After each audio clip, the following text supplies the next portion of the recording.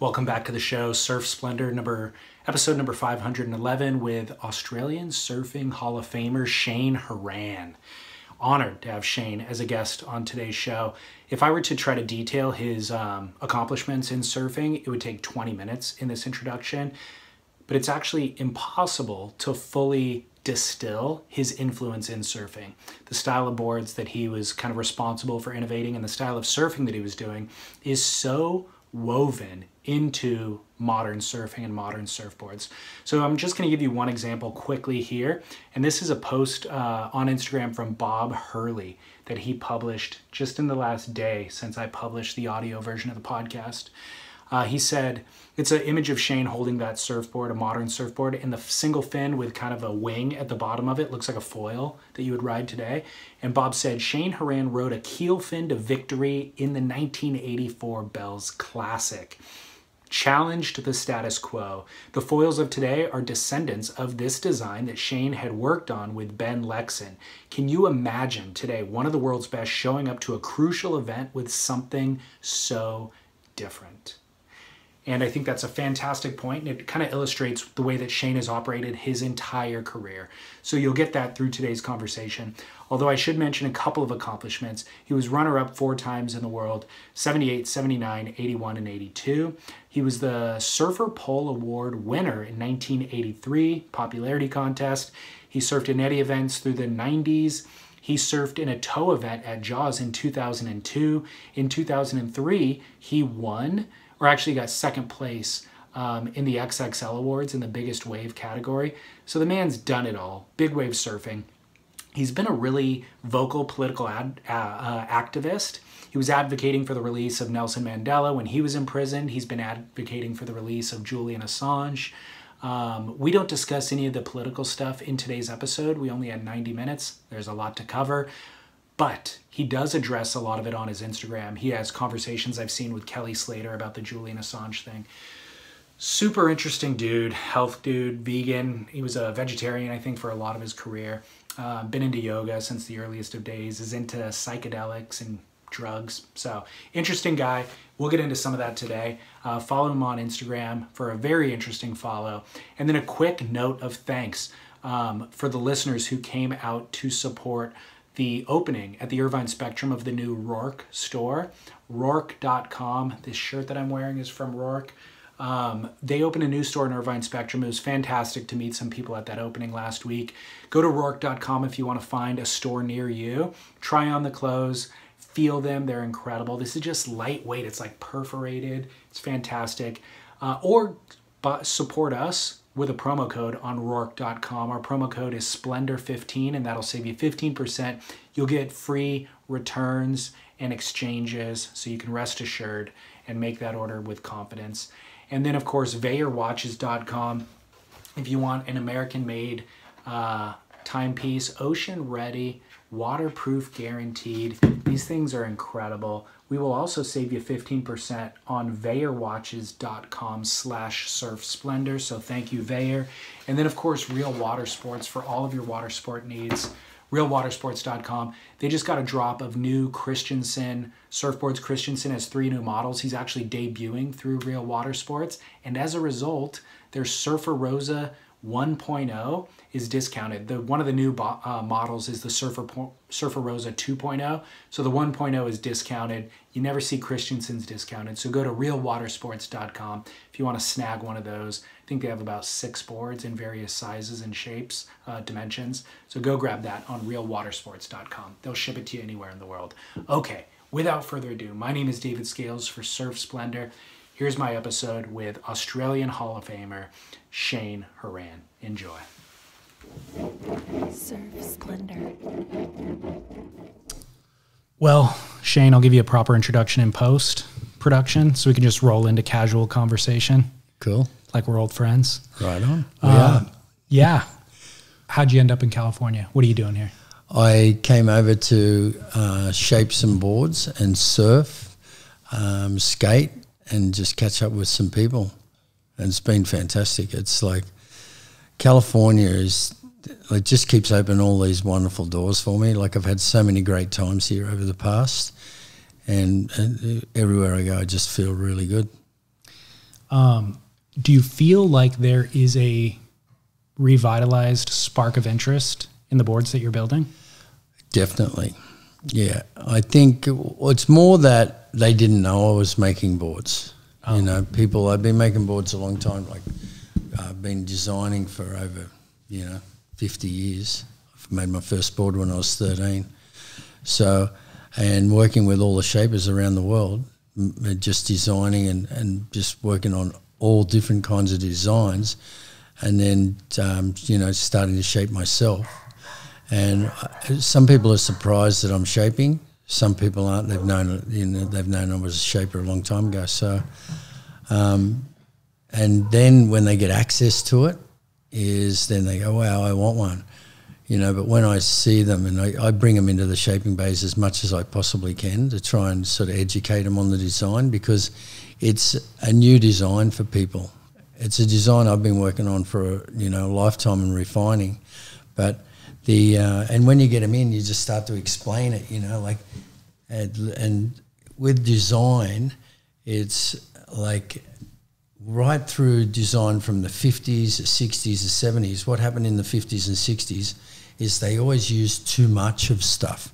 Like, we had the big long boards were too long. They had too much roll across them. The fins were too big. There was too much of everything. So there was, and over time we've learnt to use the right ingredients. And I've been around all these shapers and, learnt from like the best guys like Dick Brewer, Jeff McCoy, Al Merrick, Pat Rawson, Glenn Manami, Ben Iper. These are the fathers of design and surfboard making, and they're my friends. So, and what I've done is I have developed design using the knowledge that I've got from them, and I worked with a guy called Ben Lexon who did all these boat designs, who won the America's Cup that hadn't been won by anybody outside America in over 50 years, and he developed a new keel, new hull. And I worked with him. He taught me a lot about hydrodynamics. So what I've basically done is I'm really conscious of how much I use, how much of the ingredients. And I say it like it's like you're cooking, like you just don't throw in a bucket of chili.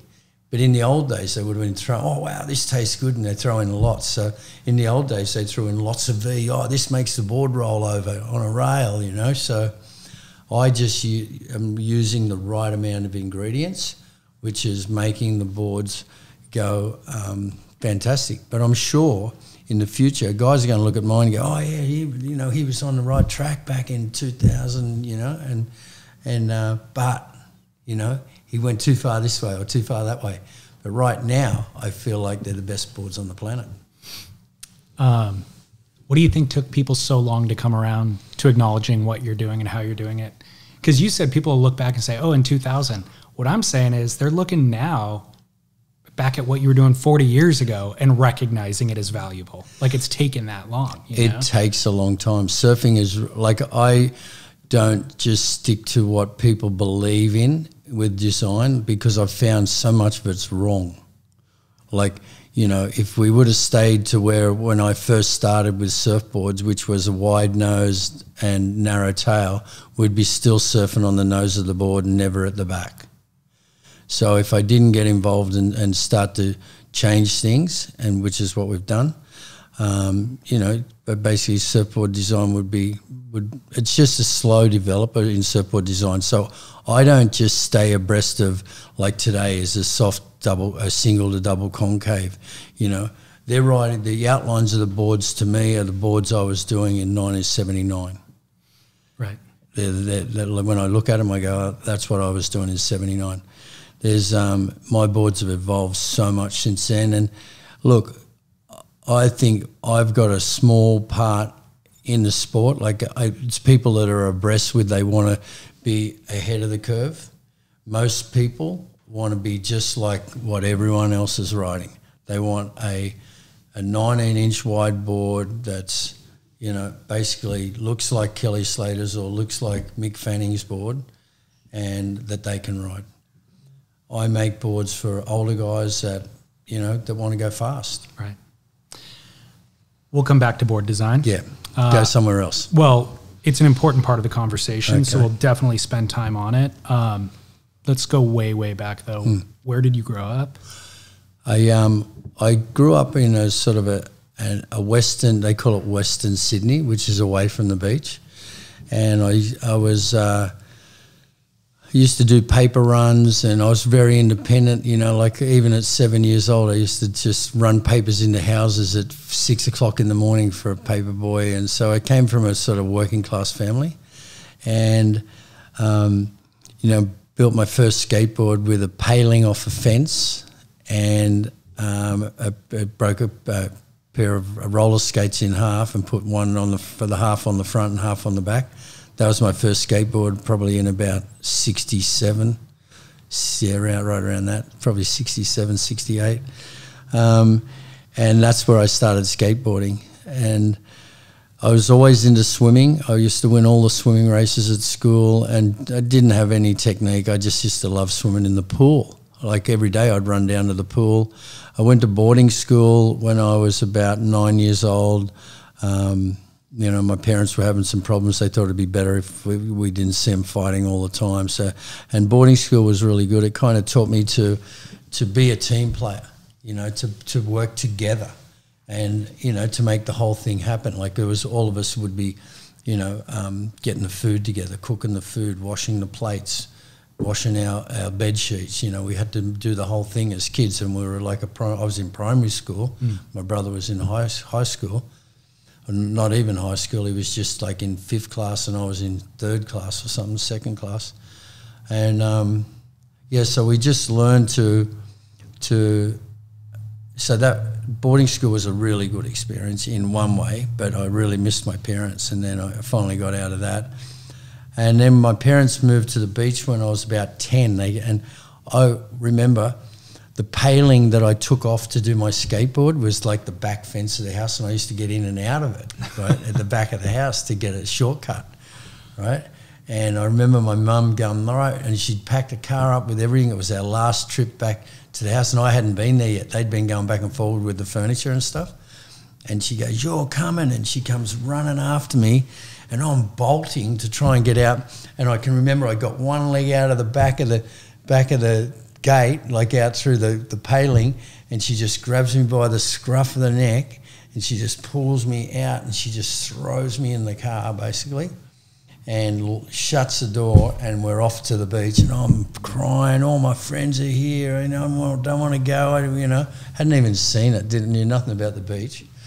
Anyway, we pull up at this place. We're at the beach. I didn't like it at first. My bedroom.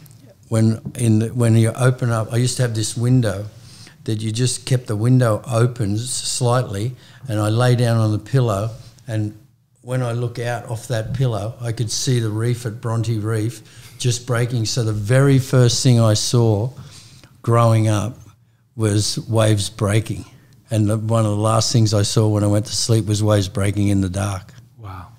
So then it all sort of started from then. I went from Bronte, then I went to Bondi. My father was an ice skater. I played ice hockey. I loved playing ice hockey. I was on a skateboard team for a while, travelled around Australia as a skateboard team. I met Stacey Peralta on that. He came over skating, and that was amazing. He kind of, when he came over, he had this whole different style to what we skated. We were loose on skateboards, like we'd turn on a dime. He was doing these big arc turns. We were all into doing the Bertleman. Mm-hmm. Remember the Bertleman? Totally. Yeah, so I was into doing the Bertleman and, going up high on walls and doing the Bert around the corner and then dropping back in on the wall and stuff. And he was right into that, but he was just going so much faster than us guys. His trucks were all tied up. So then started tightening up the trucks and started going really fast on a skateboard and drawing these really fast lines. So that was a fantastic time meeting Stacey and starting to blend Australian and American skateboarding together. Yeah. And then I went on at one time I went on to win the Australian title with skateboarding and won the Australian title for surfing all in the same year. Christian Fletcher says to me, mate, you're going to be the only guy that ever wins both titles ever, right? But you're going to be the only one that ever does it in the same year as well. Yeah, that's a great point. So what year would that have been? That was 76. 76, okay. Amazing. So was, obviously you discovered skating before surfing. Was skating influenced by surfing? Was that how you identified skating? Or was it, I mean, I think of that Stacy Peralta story, and that is the origin of that story. Surfed. But I didn't know for you and your experience and how you discovered it, if it was directly tied. Yeah, I started skateboarding first, but I think there was surfers like Midget Farrelly and that.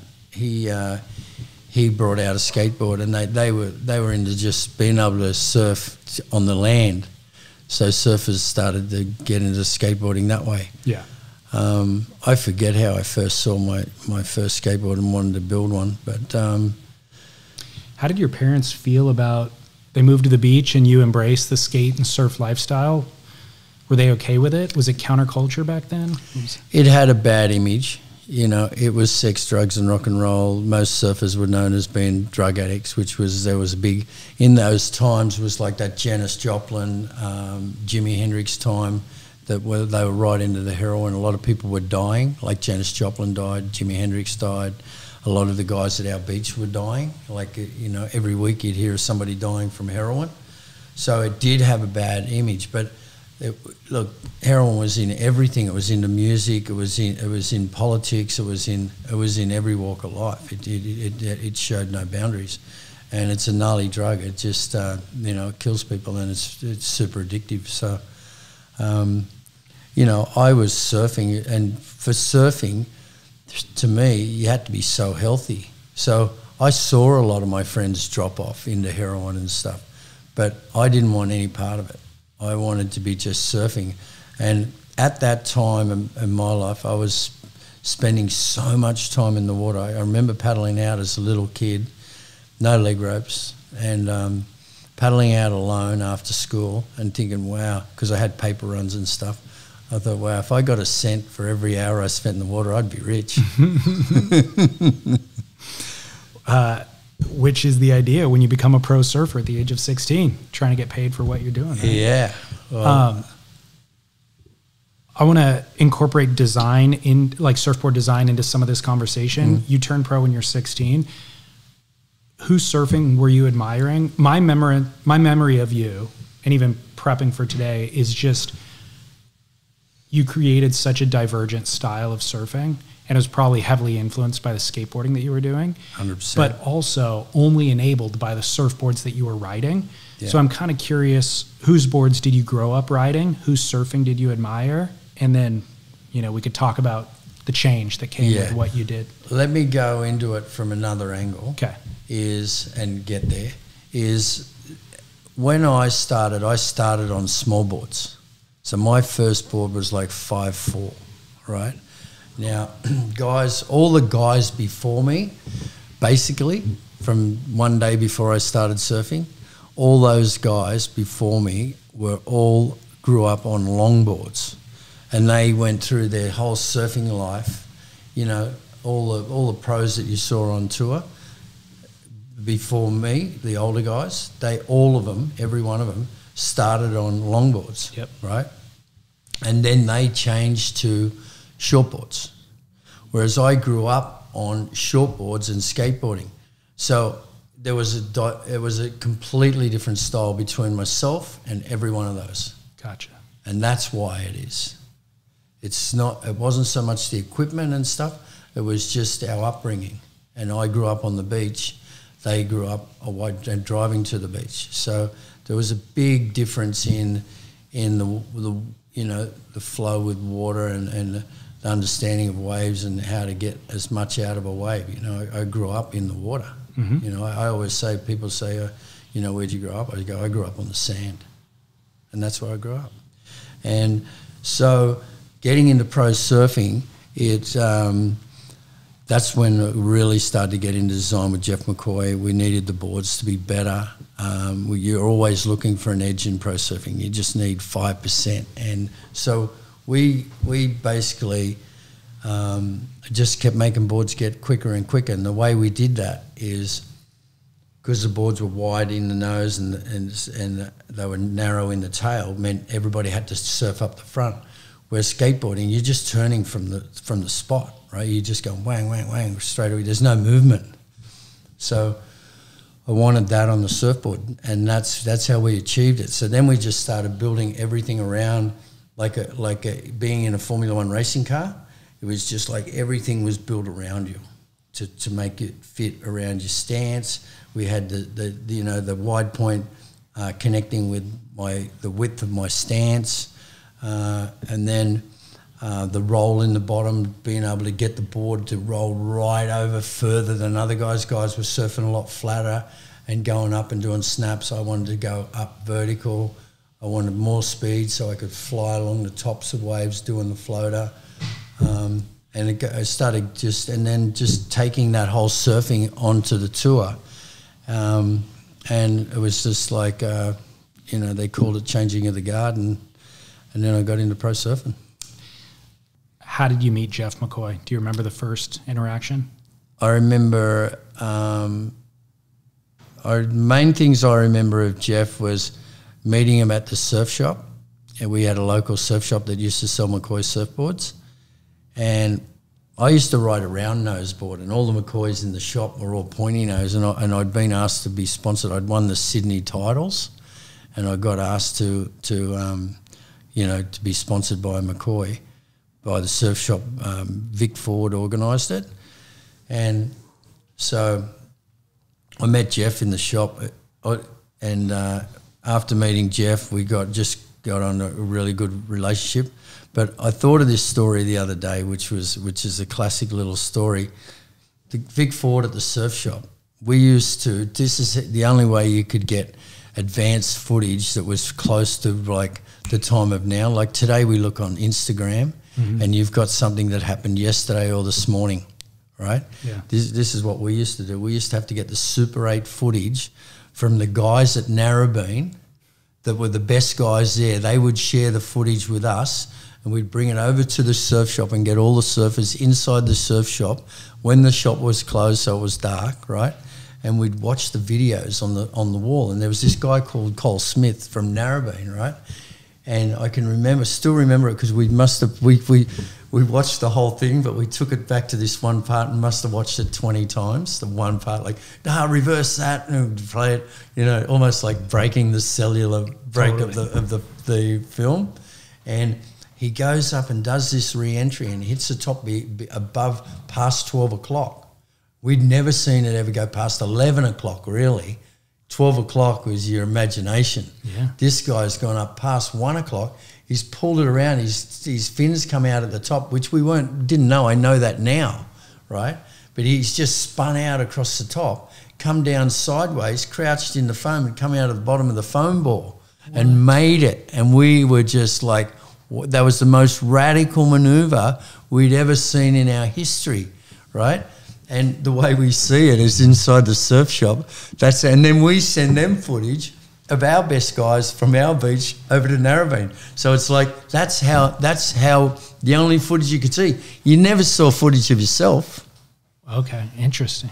These kids today see. Exactly. I get the thing where the kids, when I grew up, they were on longboards or shortboards.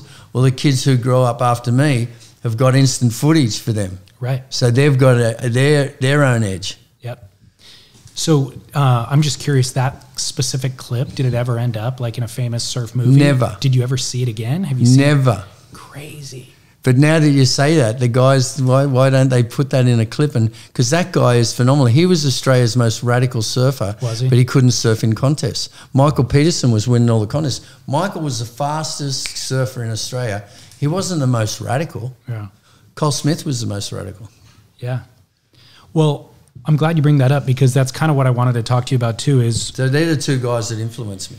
So then your style of surfing, like I said, was kind of radical. How was it interpreted or appreciated by the judges at the time? Do you feel like they got it? No, I don't think like they got it. I think there's a few things going on with judging when I was coming through. But see, it's like, and I know this one with anything, if people don't know what it is, if like for a judge, just say you did a floater or you did a floater and you got pitched out with the lip and then you landed in the flats. They don't see that because they're only used to a re-entry or a hard bottom turn. Like you did a hard bottom turn, they went, woo, 20 points, right? You do a mid-face turn, hit a floater and come charging off the lip into the air onto the face, and they went, you know, he didn't get the bottom turn. Right. So that's how you were judged. Judging in my day, the sponsors of the surfers, like the guys I was surfing against, there'd be 3 judges that would sponsored those surfers, and they would all have you losing. And it's no different today. You know, I thought, like with footage, and we all watch television and we watch the WSL and we go, wow. Like I watched the Wave the other day and I gave Kelly a modest score of 8, all right? Because they'd already given a guy 7, and I thought, okay, well, it's like if they give that guy a 7, it should have been a 9. But I thought, okay, well, they'll probably give him an 8. They gave him 4.67. So what's happening today is they're judging the guy in it, where he sits on the rankings, who's sponsoring the contest, who they like, right? They don't just come down, and this is what a good judge, this is where they've got to bring the judges back to. They've got to get them back into, they come down, and what happens, they've got to be right in the now. Not that Jack Robinson won the last contest and was on fire yesterday, but he comes up against this guy today and he just doesn't quite have it, and that guy catches the best waves and does it, but they still underscore this guy and overscore Jack, and then all of a sudden Jack's through. Now they're underscoring one guy, overscoring another guy, right? You only got to do it once in a heat. We've seen it 1,000 times. The guys have got to just judge what's happening in front of them on the day. Forget about all the politics, you know. And they're scared, like these guys, the announcers on WSL. They say, oh, the judges give them the wrong score. Next thing, they're not announcing the next contest. Right. They're kicked off by telling the truth. And this is what's made the sport now so bland. Like it's hard to even look at anymore. Whereas when it first came on, we couldn't wait for it. Now you're getting guys ripped off. The judges won't, the announcers won't say what's really going on. They're kissing ass so they don't lose their job. You know, it's boring. Talking about the judges needing to divorce themselves from all those other influences, do you think that that's even possible? Because part of me is like, if they're educated, sure they can. If you are given a pathway and you're told, look, you know, like a guideline, remember today, you know, that you've got to judge, like they give them that thing of today we're going to judge on this, but they've got to, do you know what they need to do a lot more is put those waves together, right? So you can see it and it's obvious. You know, when they do that and you go, oh yeah, his wave was better. Yeah. That should be just common practice for those guys. If they put a 6-point down right and then they go up and they think the wave's close, whack that next to it and look at it. Yeah. And then show the public. Right. Because we're all sitting there going, that's not a 6-point ride, that's a 7-point ride. That was better than his 6-point ride, or worse, you know, vice versa. So if they show us that and we can, side by side, we're all in the same boat and we all agree. That's what we want. We just want a fair result. Well, part of why I ask that question is if you're going to get into judging surfing, it means you love surfing. You're passionate about surfing. You're a surf fan. And inherent is you like certain surfers better than you like others. I like John style, right? So then once John paddles out in the heat, how do I divorce myself from the fact that I grew up idolizing this certain style of surfing? Well, that's how you become a good judge. I guess so. The point of becoming a good judge is being able to be objective. Being able to do that, put that to the side. Yeah. You know, it's like, you know, sometimes with your mate, you know, you've got to give them the hard truth. Yeah. You know, they're your mate. You're not going to upset them by telling them what's the real thing. So, you know, you just, if John goes out and doesn't catch the good waves or gags a rail or whatever, then he's got to pay the price. Yeah.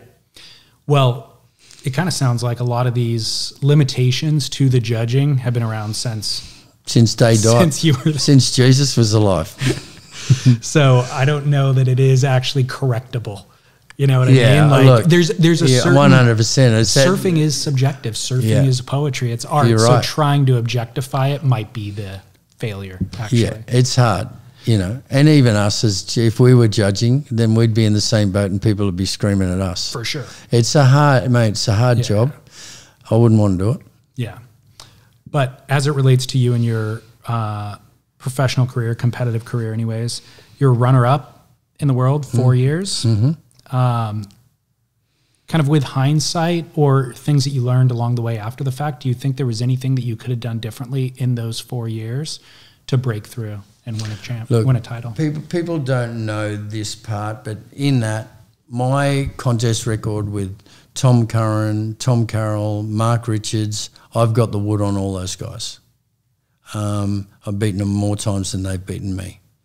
Now,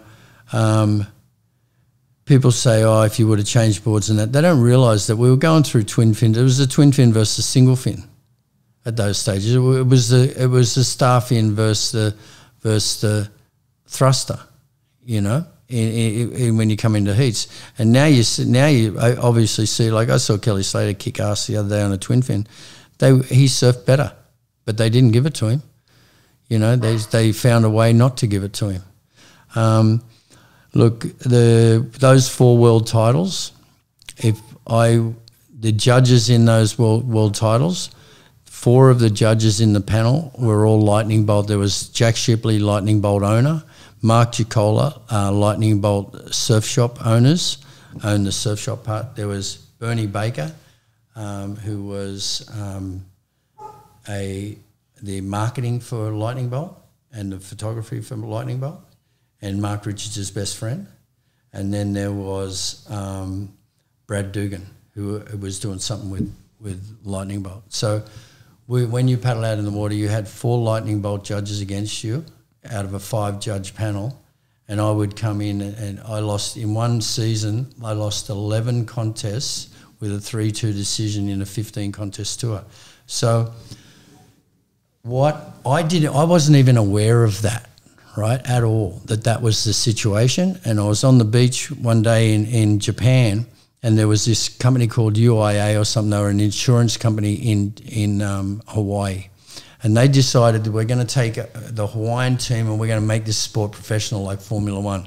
They turned up with tents, massage tables, loud hailers, videographers, the lot. They turned up like they were going to win it. And they were getting results, right? The guys were winning their heats. They'd obviously been practicing with the video, but no one had video, right? They were actually, and all their surfers were surfing a lot better than they were 3 months before. So anyway, Mark Liddell takes off on this wave. Do you know who that is? Yeah. Yeah, so Mark Liddell takes off on this wave, and the contest had been won so many times after that on the lefts by Derek Ho, Tom Carroll, Tom Curran. They'd all won that contest on the left, right?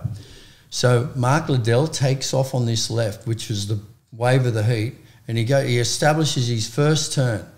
Mark Richards paddles, takes off and knocks Mark Liddell off, right, and keeps riding on the right, and they call the interference against Mark Liddell, and Mark gets the highest scoring ride of the heat because he went the right of the left.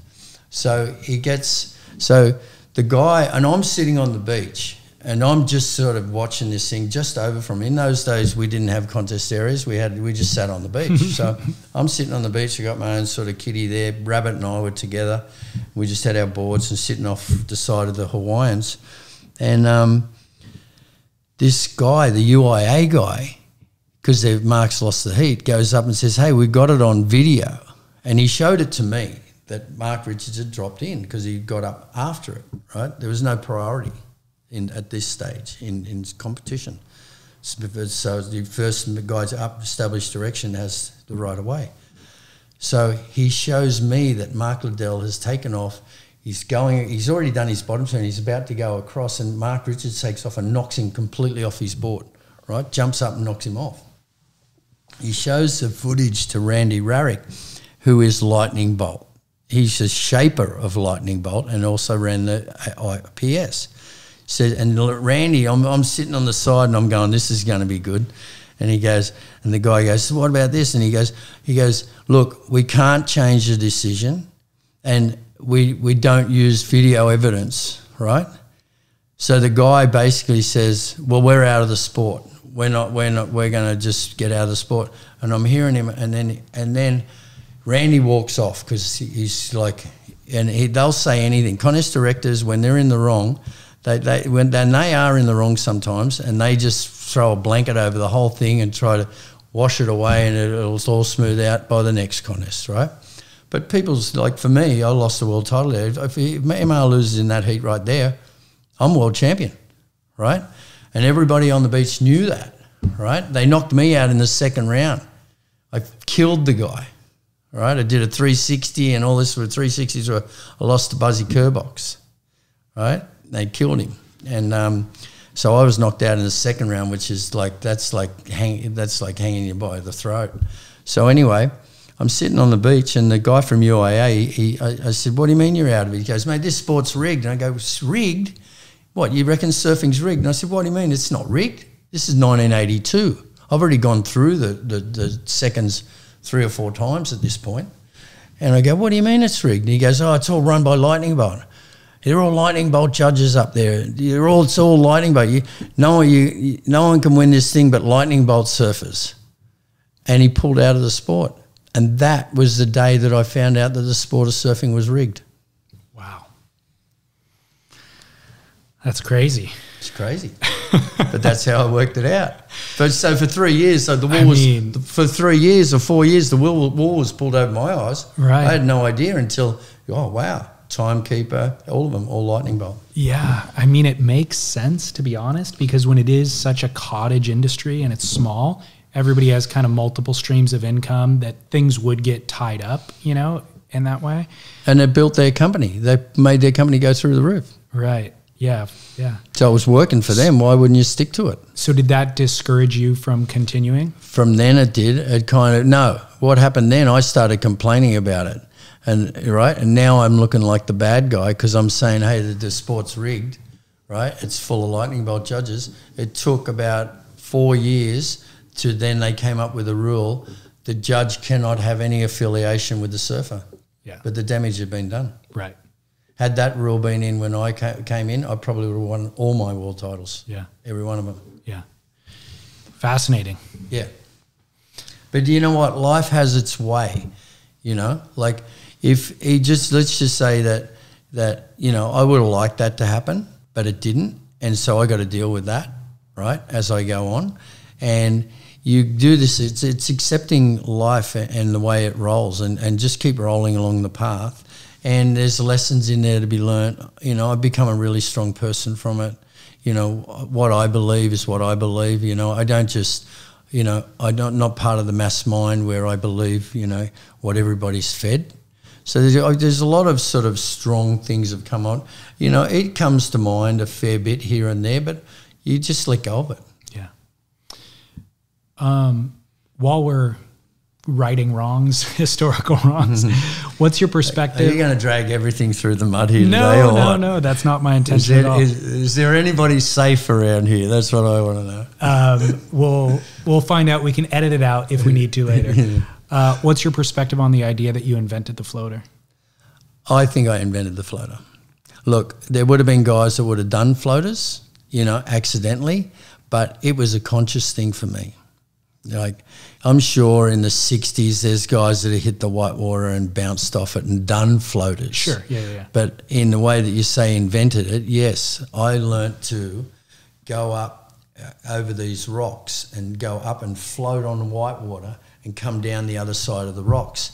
And then sometimes you'd go up, the waves would be bigger some days. This is at Bronny, the place I was telling you I grew up surfing. Yeah. So some days, and I was only 13 here. Right, so 1973 is when it happened, when I started developing the floater. Okay. I was 13 years old. But then I was starting to hit the lip and rolling on the lip line, then going out with the lip and floating onto the face. And then there was another section that used to suck up on this rock that was thick like chopu, but it was only 2 foot, right? And I'd hit that chunk and float across the lip line of that and come flying onto the face. And I was just doing it to surf. But then the reason that I think it was something is Bobby Owens came up to me one day in 1978, right? And he said, "Are you in control when you're doing that?" And I went, "Oh, yeah." Right? He'd never seen it. He'd come from Hawaii. It was in 1978. So this is how late that people had never really gotten onto it. Tom Carroll and Critter Byrne, Critter told me this, that him and Tom Carroll were sitting on the beach and they're going, "How does he do it?" So, you know, I do think I developed the flutter. Designed as a functional maneuver Yeah. to get past that rocks. And then I think Potter really sort of took it to a really good level. You know, I was trying to do floaters in 1980 where I floated and come back down, and a lot of them I did.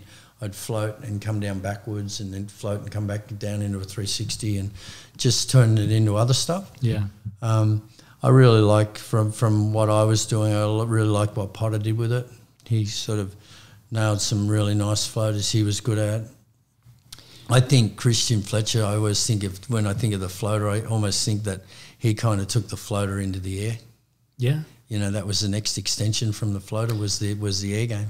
When was the first time you saw somebody do an air? Do you remember? Never saw anybody do an air.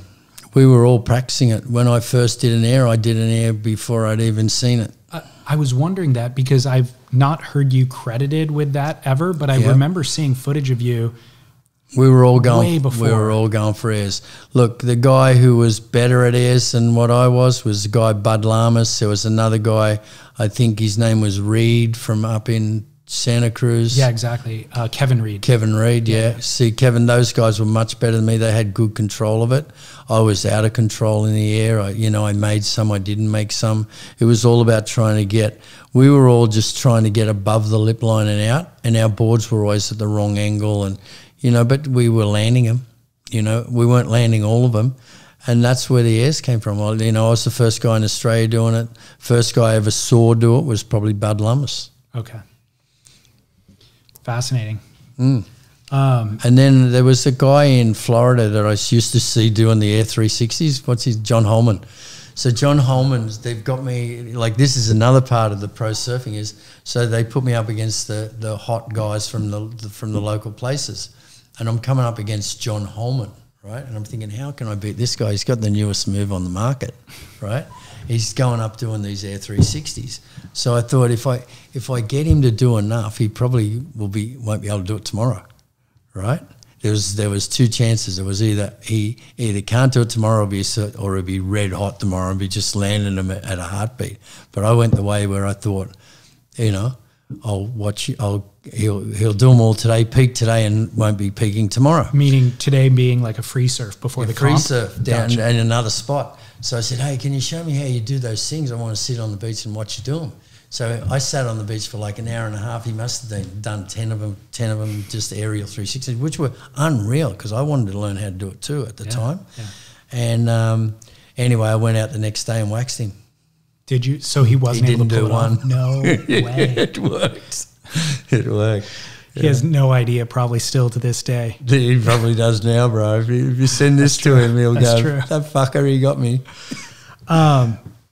I'm actually, now that I ask you that or say that, I'm curious if some of these stories that you're telling about, your interaction with Randy Rarick or whoever, have you ever reconciled any of that stuff with them? Have you ever brought it up in recent years to be like, no, hey? I haven't. And I would like it to be proven. The guys that can prove it, see, MR took off on a wave at Pipeline and dropped in on a guy, Taz. Taz was coming from inside the barrel. MR dropped in on him and speared him in the back. Taz had a spear hole in his back. It was a definite drop in. We all saw it. Nothing counted. No interference called. Because right? MR was the golden boy? Well, he was sponsored by Lightning Bolt. Gotcha. He was their main guy. Yeah. He was the guy. So that was another time he loses there, he loses the title. Right? So there was a million times where he should have lost and didn't, right? And there was times when I should have won and didn't. Yeah. And that's how you overscore one wave and underscore one wave, the guy wins. So that's what they're doing today. Look, there's the one guy that could really open the door and just make this 100% so everybody go, "Oh, yeah," is Mark Liddell. Right. Because he's still alive and it happened to him. Yeah. And he was devastated at the time. He won the heat. Without that interference, he won the heat. Mm-hmm. You know, he would have beat him. So right. rocketmoney.com/surf. Just this week, my wife figured out she was paying a subscription for Showtime, but then also paying for Paramount Plus, which includes Showtime for free. That's precisely what Rocket Money was designed for. A modern tool that meticulously tracks the details that we easily get distracted from. It's a finance app that finds and cancels your unwanted subscriptions, monitors your monthly spending, and helps you lower your bills. It gives you freedom by helping you see your subscriptions in a simple dashboard and alerts you about hidden fees or increases. Rocket Money has over 5 million users and has helped save its members an average of $720 a year with over $500 million in canceled subscriptions. Stop wasting money on things that you don't use. Cancel your unwanted subscriptions by going to rocketmoney.com/surf. Calm the clutter in your head, simplify the tedium of your financial life, and find freedom through rocketmoney.com/surf. he would have beat him. So. Well, I want to backtrack a little bit. Yep. We were talking about, I mean, I think everybody thinks of your association with Jeff McCoy and the boards that you rode to great success and fame, but you mentioned you started shaping boards at 13. Yeah. So can you tell me how you got involved in that and what role that played in your, relationship with Jeff McCoy? And were you shaping all along the way and all that? Yeah, there's a story there. The first time I made a board, we had our art teacher at school. I didn't even do art, but he knew I surfed, so he said, "Oh, Shane, we're going to make boards for art. We're going to go to a surf factory and do it." So he took it to a surf factory, and they showed us how to do it. And so, do you remember what factory? Yeah, it was Gordon and Smith in Cronulla. No way. Yeah, 1973. I just interviewed Hank Warner, and he was working with them and told me about going to that exact shop when he went to Australia the first time. There you go, in Cronulla. Yeah. And I ended up being good mates with the guys later on when I became a pro surfer. The Glasser, the Sander, I get to know those guys later on in time. I actually ended up getting boards shaped by a shaper there, Terry Bishop. Okay. Right, in 1978 when I first went on the tour. He made my double flyer, my double flyers that got me up to second in the world that year. Gotcha. So class trip to GNS. Yeah, so I shaped my first board with a surf form, and anyone who knows anything about surfboards and the foam used to have a skin on it that was so thick, and getting that foam off the thing was just a nightmare with a surf form. It took hours, so that's how I started my first board. It's a crust. The crust. The board builders cure the blanks, or the foam factory cures the blanks so that you could transport them basically, and they don't get damaged. So you got to plane through that crust with an electric planer. Generally, yeah. So that's where it started. Hard work. Yeah. So I started there, and then I started to learn off of a couple of shapers at McCoy's. There was a guy, Eric and Skip. They started to teach me how to, cut the angles to get the rails and cut the bottoms, and so I was about 15 then, and then I started doing boards with Greg Webber. You heard of him? Of course. Okay, so Greg Webber and I, we had boards. We called them Horan and Webber. We had our own lambs, and every week we were just getting more and more orders for Bondi. And so we had this big following, and it was digging into the McCoy market because they were instead of going to McCoy's, they were coming to us. And Jeff came up to me one day and he said, "Look, if you keep making those boards, I'm not going to make boards for you anymore." Wow. Right? And I always thought Jeff was the best shaper, so I went, okay, I just stopped right there. So I said to Greg, we're going to have to stop. So Greg's brother came up and said, "Look, I'll buy all the materials that are left, and Greg can go on and keep going what he's doing." I said, that's cool. Keep going. So there was no ill feeling or anything. We didn't split up because of any sort of, anything going wrong between us, and we're still great mates today. Good. And so then from there on, I just sporadically worked with a lot of shapers, did a few boards here and there with different in different places in Hawaii and California, and made a couple of boards just around the place here and there. And then, I was sort of, Jeff and I just sort of parted, like I went off to a world titles in Brazil, and then I was riding a couple of different boards, and when I came back, he was sort of a bit upset that I'd done that, and then so I just started shaping my own from there. So that was about 15 years ago. Gotcha. One of the kind of main successful designs that you guys had became the Laser Zap, but I think started as the needle nose. Yeah. Can you tell me about the design, and then what about it was so radically different than what people were currently riding, and then what were the successes of that design? The thing about it is it made the surfboard a lot like a skateboard. You could turn it side to side really quick because the nose wasn't getting in the way. If you have like a longboard and you go forward at the longboard, the front catches and then it starts to want to move forward in that line. With the no-nose, it didn't have any line to go on, so you could go create your own lines. So that's how it worked. But you had to be radical to ride them. You couldn't be like I could imagine somebody who could just get up and just get up and just do a half a turn and then go down the wave. They'd be really hard because you had to be up, bang, wang, wang, boom, boom, boom. It was fast action, high twitch surfing. Yeah. So they're the advantage of it, but the disadvantage is if you're not quick, you wouldn't be able to ride them. That makes sense. Yeah. Can you tell me, I don't know the best way to phrase this, but kind of sum up your philosophy on fins? I know it's a huge topic and we can get into the specifics of it, but if there is a way to sum up your philosophy, because your fins look radically different than all other fins, essentially. Yeah, they do, don't they? And so... Well, I'll sum it up this way, is that the fin on the boards today to me are like a 67 model fin. They're like the fins that were on boards, and you maybe change the sweep back a little bit, but basically the shape of it is the same as a single fin back in 1969, which, they made them smaller, but they're still the same outline. They're still the same performing fin, whether you put 3 of them, 4 of them, 6 of them, whatever you put. Where my fin it's aerodynamic. So it comes from high level engineering. It attacks a wave at better angles. It's quicker. It's easier.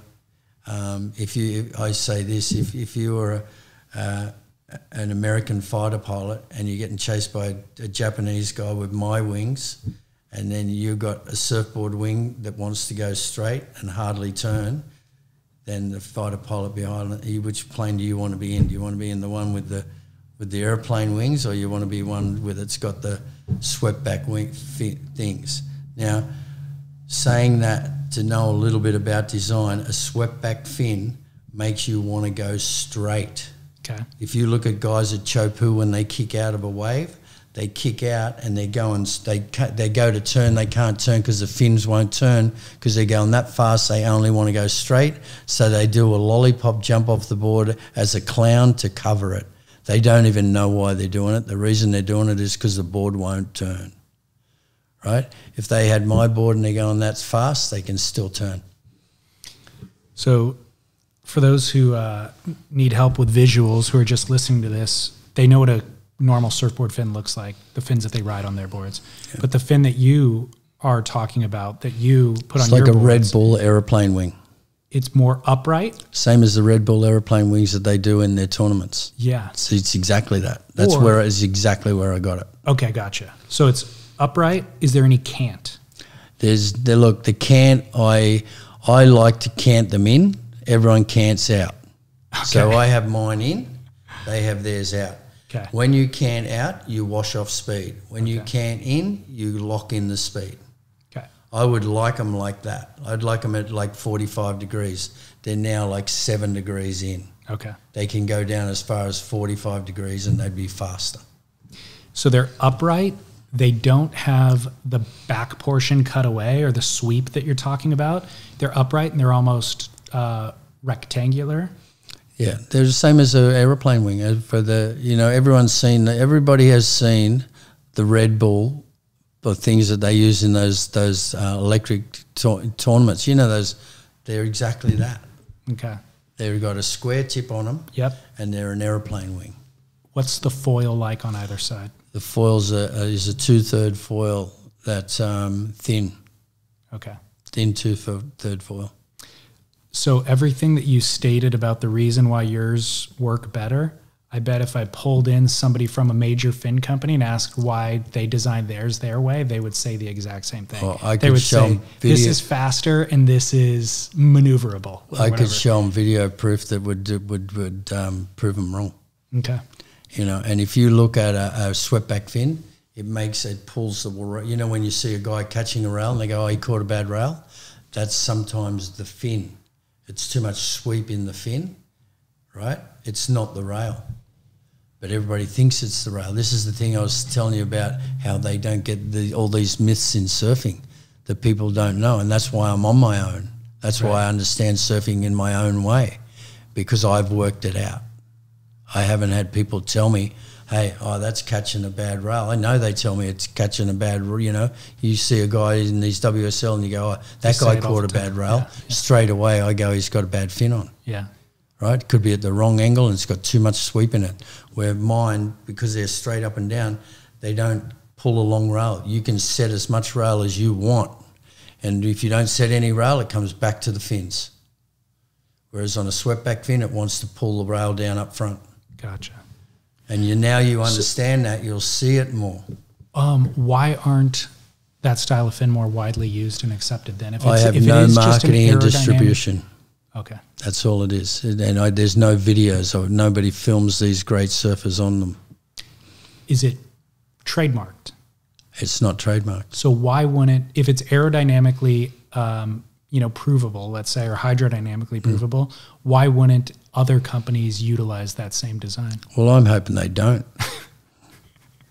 I'm just plodding along. I've got my marker where guys go, they could. I just hope they don't. It's really my design. I'm the one that brought it in. Yeah. I'm glad they leave me there and just let me do it myself. Okay. If they did it, it'd be stealing. Tell me about the inception of the star fin and what that looks like. The inception of the star fin was Ben Lexon. He designed the America's Cup boat. You were mentioning? Yeah, which won the America's Cup. They came out with a revolutionary keel that actually lifted the boat up and made the boat go faster. So it took the weight out of the boat. And the keel, I met Ben after I was asleep on the night of the last race, and we'd lost 3 races through a mast breaking and this breaking, and that was all through the structure of the boat was basically how we lost most of the races. And the last race was in no wind. Did you see the last race? No. The last race was in no wind, and we were like a minute or 2 minutes ahead, right? Because the boat could point up wind better than the normal one, so you could go in a straighter line and cut the course down a bit more. And anyway, we're coming into the line to win. This is 1983, September 1983. And we're coming in to win the race, and we're about 100 metres from the finish line, and I just see the mast just flapping back and forward, and I'm thinking the mast is going to break. I'm going, no, because we're like, we win this race, we win the America's Cup, and the mast starts flapping with the wind or something, and because we'd had all the breaks. Anyway, we get across the line and we win. And then after that, I contacted Ben, the designer, and he's in DY, which is like 40 minutes from my house. So I said, "Is it okay? I come around and we talk about surfboard design." I go over and meet him. He used to be a shaper in the old days for Gordon Woods, which is one of Australia's oldest board manufacturers. So I go over and I meet him, and he first thing he always says to me is like, "How are you getting on with your parents?" And I go, yeah, good, yeah, you're always getting on good, every time I go over. And good, mate, you know. And so we'd sit there, and he taught me about hydrodynamics, and then he drew the fin, right? And it's like a Spitfire wing, right? And he goes, just do this, and I showed him the board, and he goes, look, change that, change this, and it'll go faster, it'll turn easier, and I go, okay. And so I stuck with my outline on the board, you know, my teardroppy sort of laser outline, and then made the fin. I made the first fins out of carbon, and I remember I dropped a trip of acid, and I thought, I'm going to try this, you know, flying. And I go out in the water, my first time, and I've got the bells board that I won bells on, right? And I'm testing it for the first time with the fin. And I go out in the water, and the board is absolutely flying. And I don't know whether it's because I'm on acid or the board is actually flying. This guy drops in on me.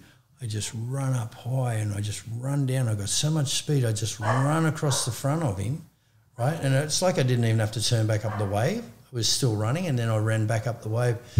And I just remember walking up the beach, and all the lights were just like glistening. It was dark. I'd surfed into the darkness of the night. I was the last guy out of the water. And that was the start of it. Wild. So can you explain what the fin looks like? It's like a Spitfire wing.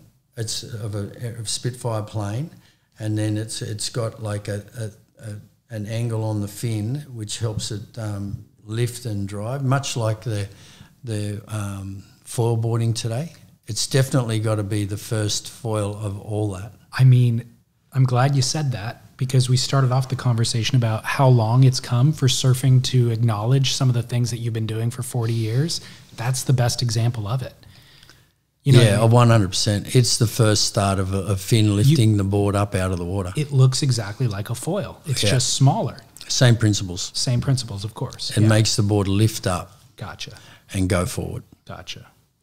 Is it, if you were to snap a photo or video or something of you going full speed on that, do you think that the board is actually elevated out of the water? It does. In the way that a foil is? I've felt it come up out of the water. Couple inches? Yeah, that's right. Okay. 3 or 4 inches up out of the water. And Ben used to say to me, when he first said it, he goes, do you feel it coming up out of the water? And I go, mate, I don't know what I'm feeling. All I know is I'm going much faster. Yeah. And he goes, oh, really? I go, yeah. I go, mate, this is unreal. I was so stoked.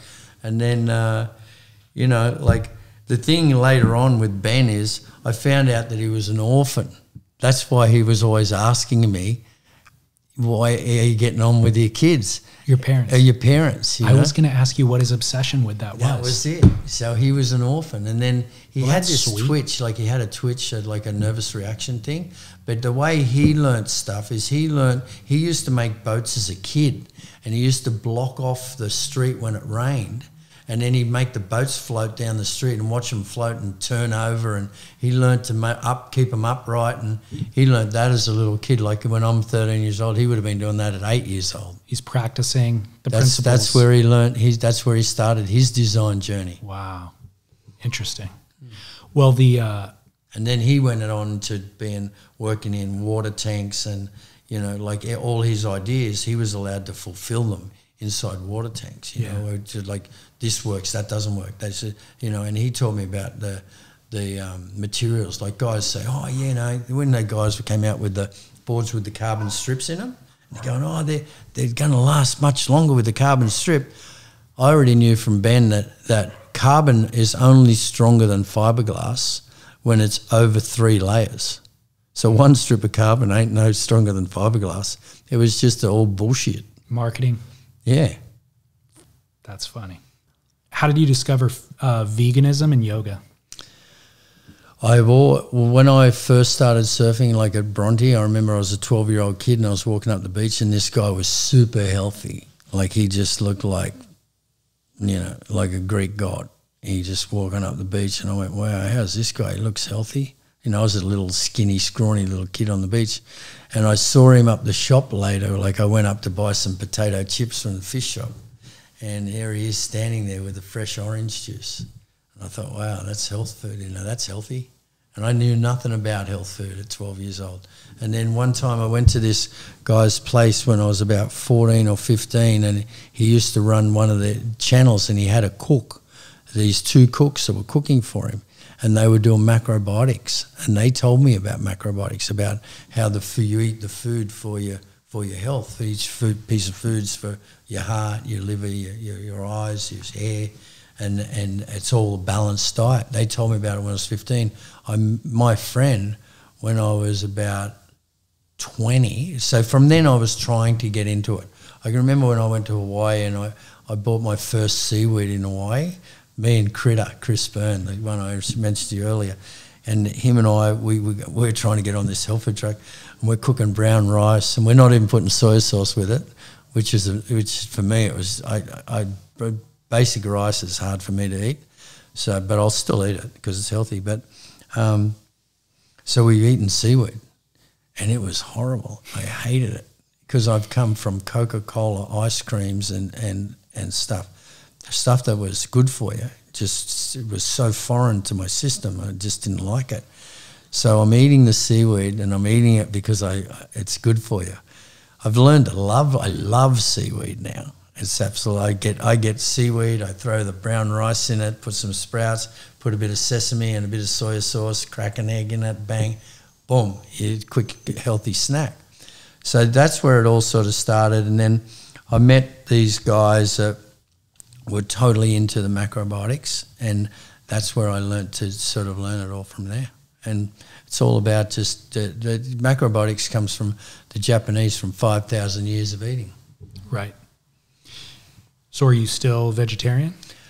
No, I got married, and when I got married, I eat meat, drinking some Coca-Cola, which I hadn't drank. I went for 20 years without any Coca-Cola or anything like that, no alcohol. And when I got married, I started to have a little bit of, I was drinking alcohol a little bit before that, but not much.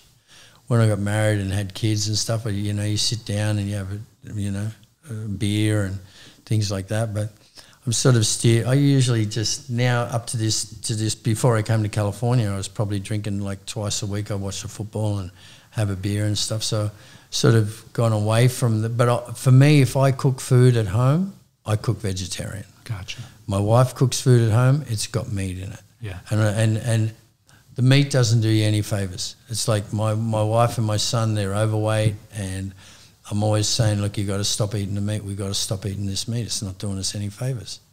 But, I'm just trying to edge that around inside our own household. Yeah. What about yoga? Are you still practicing yoga? I've always practiced yoga. I've been doing, I meditate, I do hatha yoga. And also yoga is cleansing. You clean through your food. So I was trying to eat, I try to eat as clean a food as I can, clean thoughts, just all the, yes, I'm still into doing the yoga. Before I go surfing, I have a really good stretch out. Sometimes I'll have a 45-minute stretch out on the beach and have a 10-minute surf. Wow. You'd mentioned meditation. What does your meditation practice look like, and who has kind of informed you in that journey? I've kind of found that through just doing it, guys doing it, bits and pieces here and there, try this, try that, do this, do that.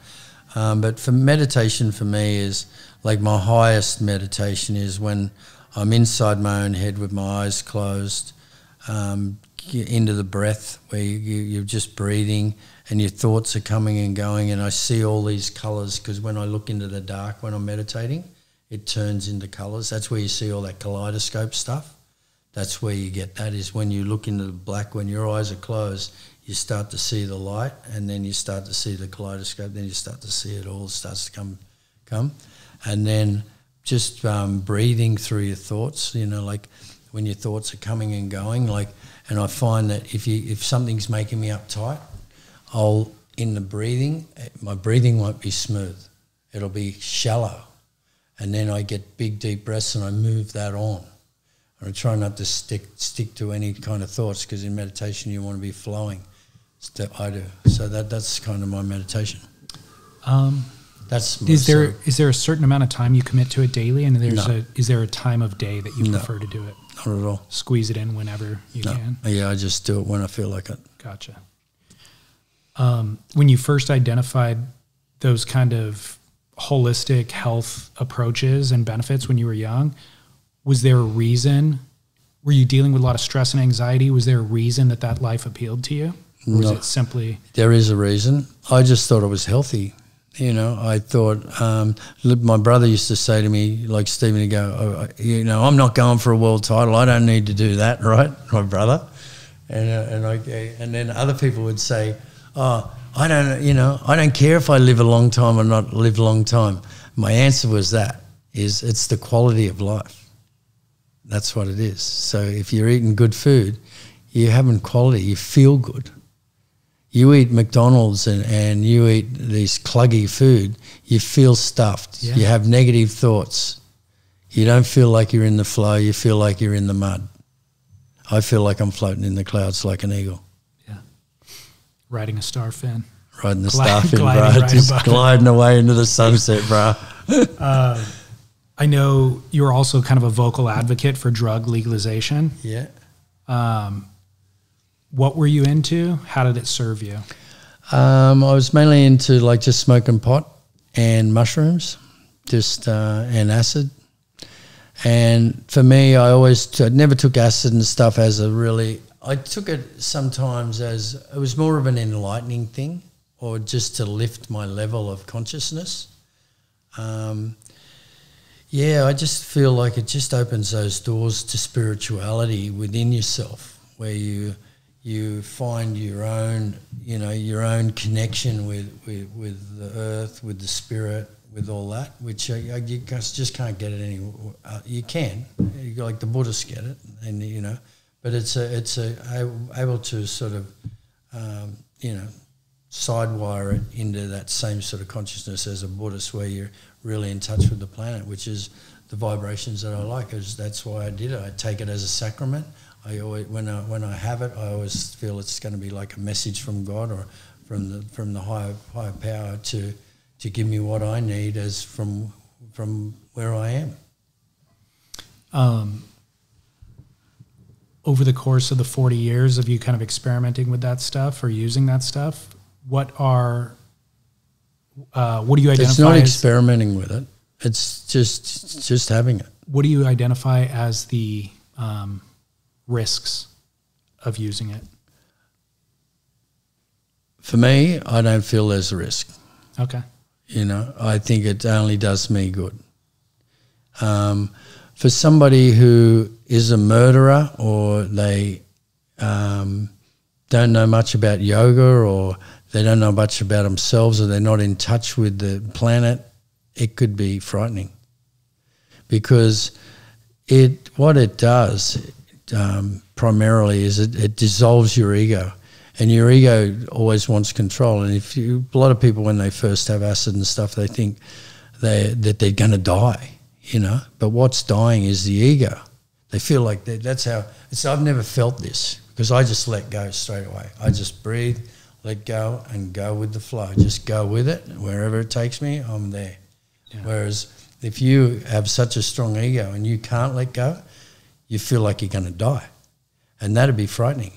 And so I hear that so often with it. And sometimes with those guys, you just say, look, you need to let go, and not to have so much. To come into it lighter, if they still want to go down that path.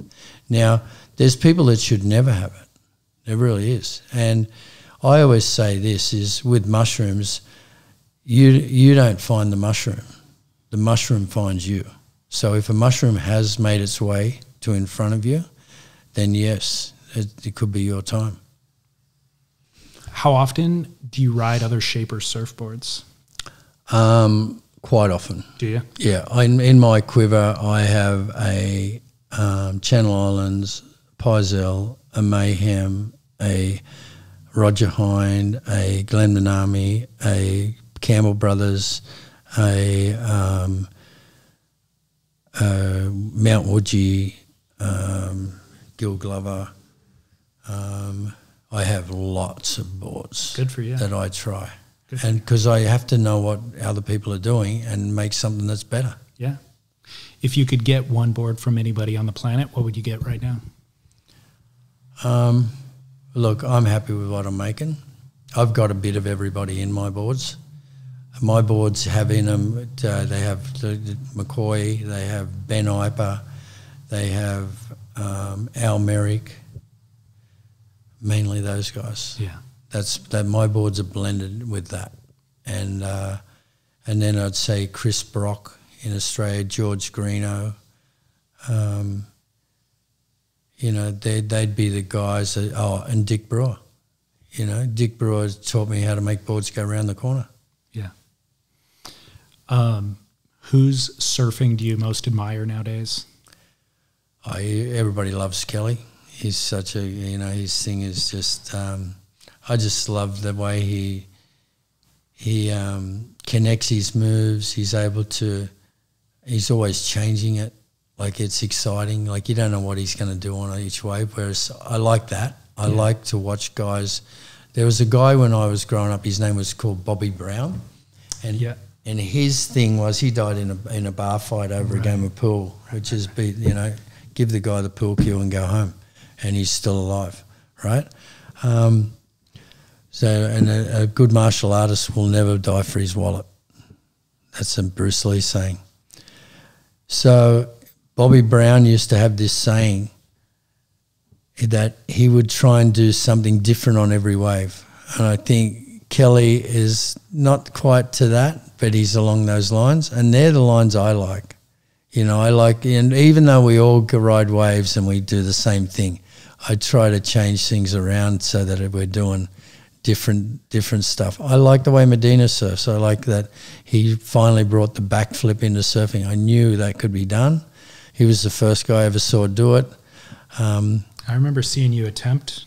Well, like I used to barrel roll type flip. Yeah, I've tried to do it so many different ways, so many different times. At Angourie, at Burleigh, at Bondi, at Huntington, you know, at Newport. You know, I had all my attempts around those sort of spots. Yeah. So it was good to see all that come. You know, they're great surfers. You mentioned Kelly. Did you coach Kelly officially? I've helped Kelly right through his career. Okay. Throughout the career. Okay. We've always had, you know, contact. Good. And, you know, the last contest that he won, the Chopu contest, we did a training session out the front of this place that I like. It was only me and Kelly.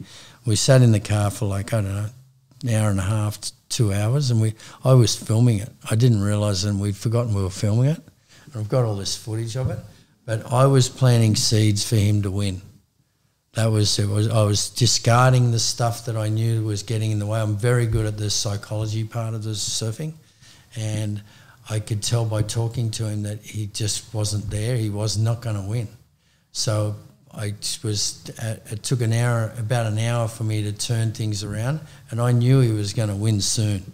And usually after I coach somebody, like on that level, within 3 months they win a contest. Amazing. And it's happened to lots of guys in the WCT, the whole lot. In the interest of time. And I've never stood up with that thing with Kelly and just gone, yeah, I help Kelly and I help coach Kelly. I've always been in the background of it. I feel like he's said it possibly, because Yeah, I knew that could information have. from somewhere, so He it must could have been have. from him. He could have. All right. Well, in the interest of time, Yep. you're here shaping boards. You're shaping at Lost. Are you guys doing any collaborative thing Yeah, together? we are. You are. Okay. Yeah, Matt and I did a board the other day, and we put it on the computer. We put my board and his board, and it was so much fun. And then we just blended it. And I really like the changes that I've gone towards his stuff, and he likes the changes we've gone towards me. Like he says, oh, your rails, your bottoms, he loves my bottom contours. And he goes, we'll do your bottom contours and we'll do this. And I looked today and I could see there was a few little changes that I didn't see the other day because I shaped it. Okay. I went in and I said to him, I want to shape it. I want to feel what it is, what's in there. And, it's just really nice. We're 2 or 3 off making a real one because it takes a little bit of time. But this one will be fantastic. Sweet. It'll be sweet. Is it just a one-off thing, or is it going to be a model that they release? It's going to be a model. Amazing. And we're making it for guys so they can just walk in the shop and go, yeah, this is right. This is good for me. Perfect. Yeah. It's not his board. It's not my board. It's our board. Okay. I can't wait to see it. How does somebody get a board from you? Just go onto my website or go onto my Instagram and just give me a message. The Instagram message is the best. I usually get onto WhatsApp and then call them back and go over it. It's a great Instagram account too. Fantastic. Yeah. All right, man. I Thank you love so doing it. much. Yeah, right on. All right. Surf Splendor.